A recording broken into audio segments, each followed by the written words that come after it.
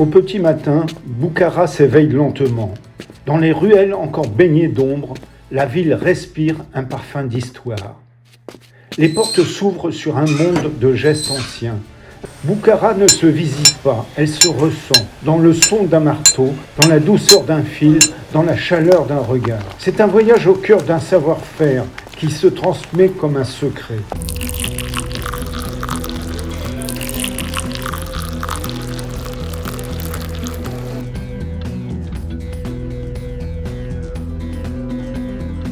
Notre guide nous entraîne à la découverte de l'artisanat traditionnel de Boukhara, en commençant par une petite fabrique de miniatures.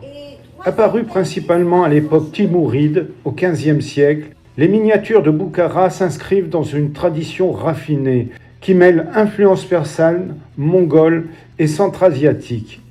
On les reconnaît à leurs couleurs profondes, leurs personnages élancés, leurs détails foisonnants et leur encadrement en bois gravé et laqué.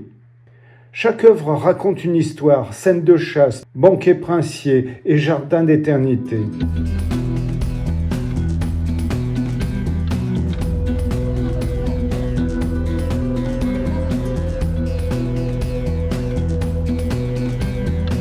Nous passons ensuite dans un atelier de marionnettes. Là, dans un joyeux bric-à-brac de tissus, de fils et de bois, naissent les personnages hauts en couleur. À Boukhara, l'art des marionnettes remonte à des siècles. Elles servaient jadis à transmettre des contes moraux, à critiquer les puissants ou simplement à faire rire.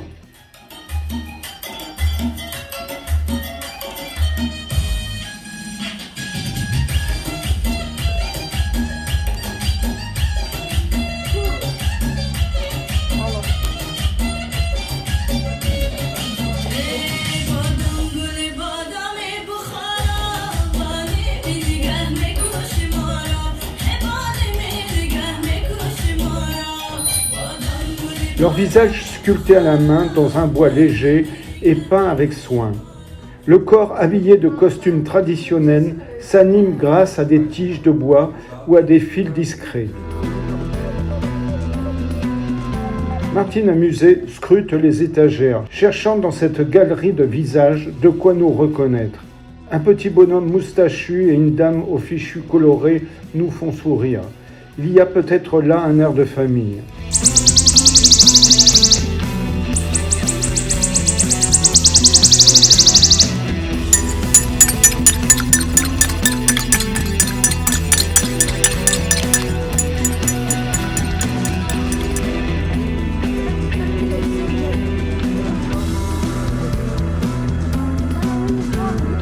Notre guide nous conduit ensuite dans un atelier de confection de vêtements et d'accessoires. Nappes, écharpes, habits réalisés en soie locale, laine de mouton ou en poil de chameau. Nous avons le privilège d'observer de près le fonctionnement des métiers anciens. Tout est manuel. Oui, regardez ça, comment il fait.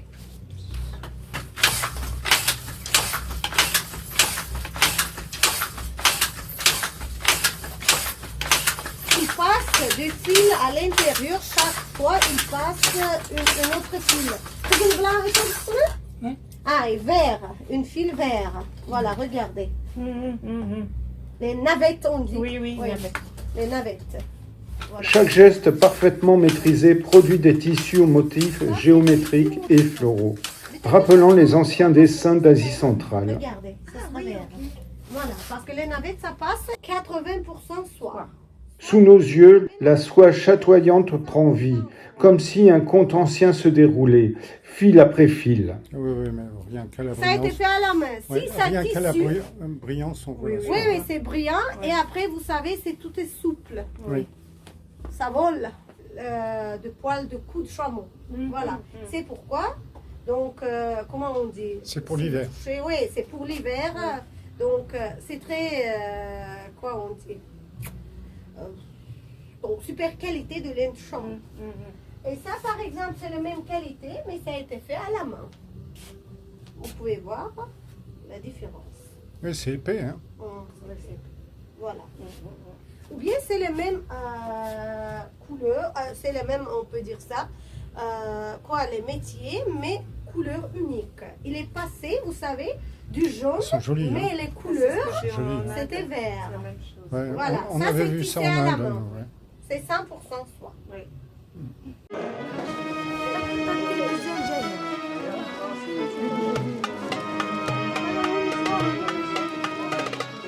À peine sortis des ateliers, nous reprenons notre marche à travers les ruelles étroites, bordées de murs ocre qui retiennent la chaleur du jour. À chaque pas, nous cherchons un peu d'ombre, celle d'un arbre isolé ou d'une façade providentielle.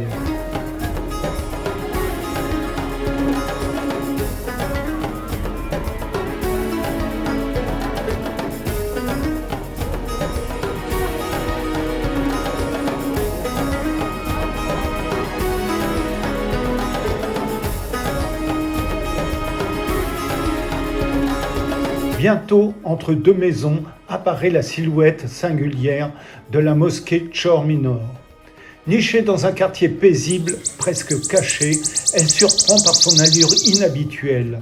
Son nom Chor Minor signifie 4 minarets, et ce sont justement ces 4 petites tours, coiffées de coupoles turquoises, qui attirent aussitôt le regard. L'édifice, compact et presque carré, évoque davantage un pavillon qu'une mosquée monumentale. Érigée au XIXe siècle, elle formait autrefois la porte d'entrée d'une médersa, aujourd'hui disparue. Ses influences se mêlent avec élégance persane, indienne, ouzbek, un métissage architectural qui lui confère une grâce rare. Chor Minor, avec son charme discret et sa géométrie harmonieuse, demeure l'un des joyaux les plus photogéniques et les plus mystérieux de Boukhara.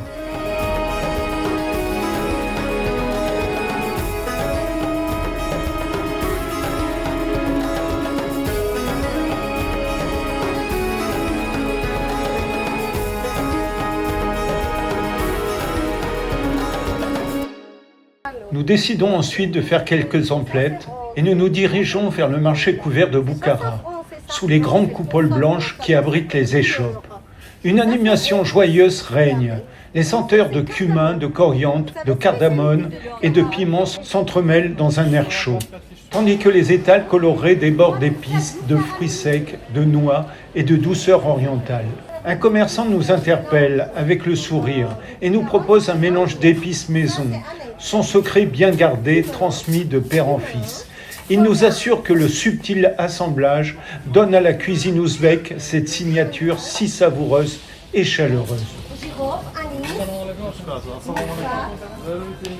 et après, ça c'est paprika fumé, un petit peu ail, regardez.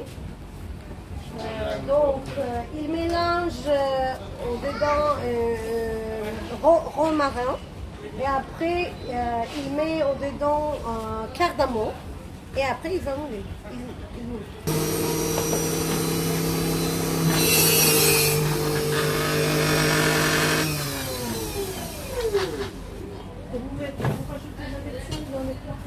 Il y a du sel déjà à l'intérieur.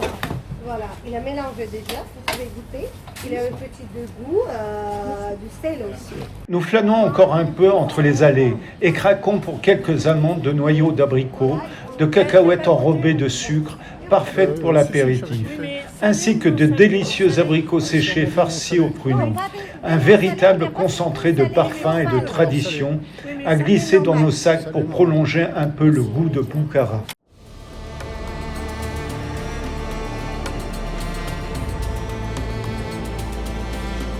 Nous nous trouvons projetés dans un autre univers, celui de l'arc Boukhara.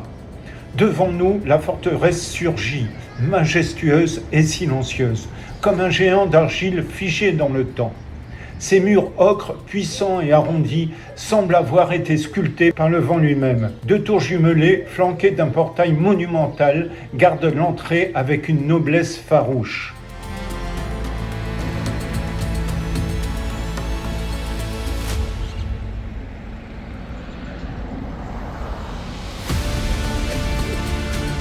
Autrefois, c'est ici que les émirs faisaient leur entrée triomphale, escortés de tambours et de cavaliers. Aujourd'hui, le lieu impose encore leur respect, un mélange de puissance et de mélancolie. Construite il y a 15 siècles, la forteresse fut tour à tour citadelle, palais et centre de pouvoir. Elle abritait un véritable monde intérieur, mosquées, tribunaux, ateliers, écuries, salles de trône et même une prison où le silence régnait en maître.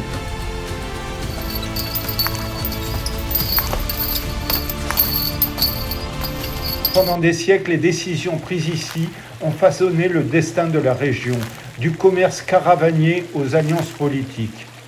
Mais l'histoire de l'Arc est aussi celle de la chute des empires. En 1920, lors de la conquête soviétique, les canons de l'armée rouge ont éventré ses murailles. Une partie s'est effondrée dans un fracas sourd, comme si la forteresse avait rendu le souffle des siècles. Pourtant, malgré les blessures, elle se dresse encore, fière et droite sous le soleil.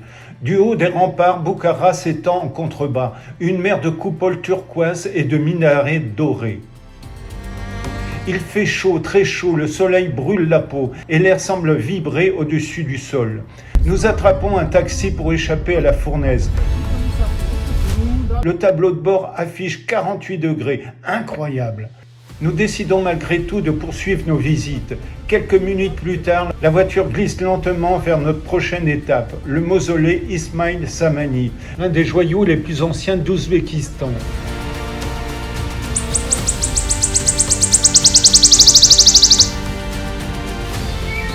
Édifié au Xe siècle, ce mausolée en briques cuites est dédié au fondateur de la dynastie samanide. Son apparence extérieure est d'une sobriété élégante, un cube parfait surmonté d'un dôme hémisphérique, orné de motifs géométriques d'une finesse remarquable.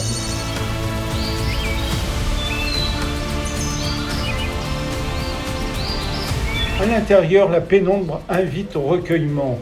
L'ambiance y est à la fois humble et solennelle. On y ressent toute la spiritualité et la puissance symbolique de ce lieu qui, bien qu'extrêmement simple, dégage une majesté intemporelle.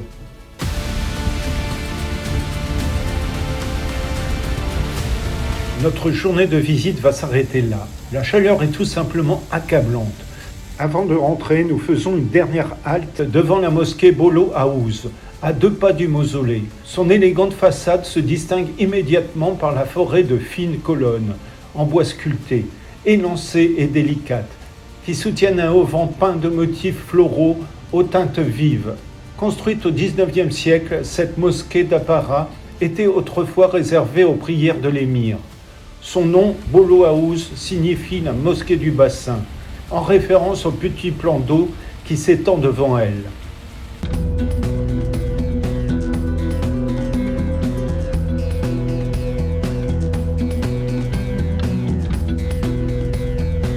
Boukhara ne se visite pas, elle s'imprègne. Sous ses dômes turquoises et ses colonnes sculptées, chaque pierre murmure l'histoire des caravaniers, des émirs et des artisans. Du complexe Kalam à Tchorminor, de l'Arc aux ateliers d'artisans, la ville se dévoile comme un poème ancien, chargé d'encens et de mémoire. Lorsque nos pas s'éloignent sur les murs ocres, une certitude demeure. Nous ne verrons plus l'Orient de la même façon. Boukhara restera un éclat de lumière ancienne au creux de nos souvenirs.